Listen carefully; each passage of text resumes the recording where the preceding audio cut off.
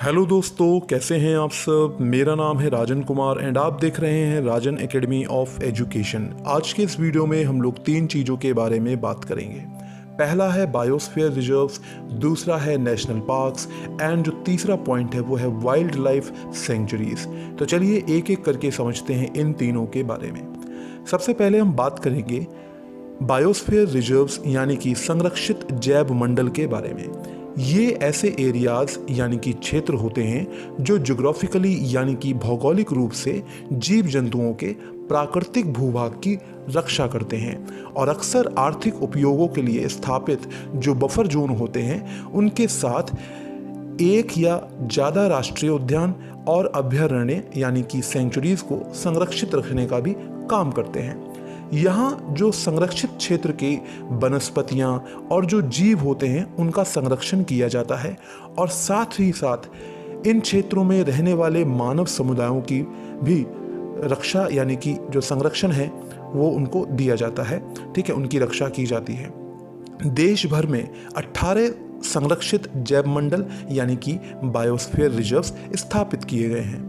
UNESCO के जो मानव और संरक्षित जैव मंडल यानी कि MAB man and biosphere programme जो है 1972 का, उसकी सूची के आधार पर भारत के जो 18 जैव मंडल संरक्षित क्षेत्र हैं उनमें से 12 संरक्षित जैव मंडल विश्व नेटवर्क का भाग हैं।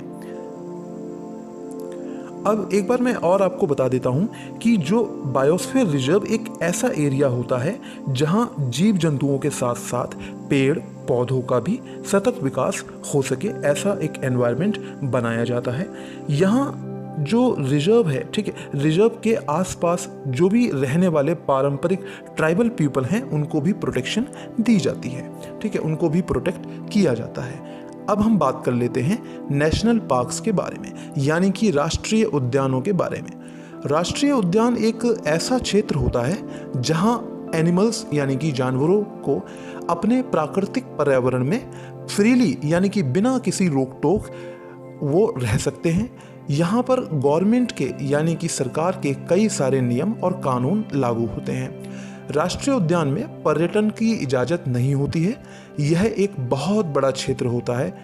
अब इस क्षेत्र में जो है जो विलुप्त होने की कगार पर जानवर होते हैं उनको भी संरक्षण दिया जाता है और पर्यावरण बचाव के लिए जो भी प्रयास हैं वो भी किए जाते हैं। ठीक है, यहाँ जो पेड़ पौधे जानवरों और उनकी जो भी स्पेशीज़ आदि हैं, ठीक है, उनसे जुड़ी हुई जो एजुकेशन और रिसर्च के प्रोग्राम भी चलाए जाते हैं। ठीक, और उनको संरक्षण दिया जाता है। भारत में कुल 106 राष्ट्रीय उद्यान हैं। सभी उद्यानों की अपनी अपनी विशेषताएं हैं।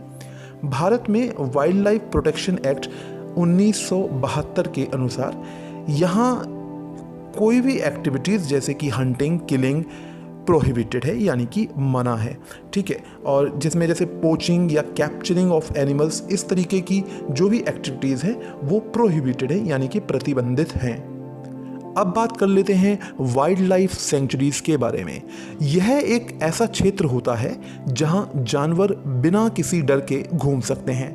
यह सरकार या किसी संस्था द्वारा संरक्षित किया जाता है और यहाँ पर कई गार्ड्स को नियुक्त किया जाता है ताकि वो गश्त लगा सकें जंगल में और जो भी जानवर हैं, ठीक है, या जो भी घायल जानवर हैं उनको प्रोटेक्शन दी जा सके।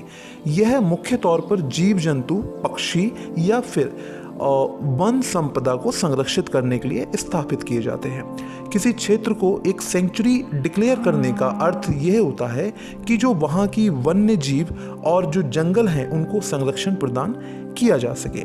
भारत में 567 यानी कि 567 एग्जिस्टिंग यानी कि जो मौजूदा वाइल्ड लाइफ सेंचुरीज हैं। तो दोस्तों, आप लोगों को ये वीडियो कैसा लगा, आप लोगों को ये इन्फॉर्मेशन, ये नॉलेज आप लोगों को कैसी लगी, प्लीज़ हमें कमेंट सेक्शन में ज़रूर बताएं। उम्मीद करता हूँ आप लोगों को हमारे नए वीडियोस बहुत ही पसंद आ रहे होंगे। Thank you so much for watching this video completely. Thank you.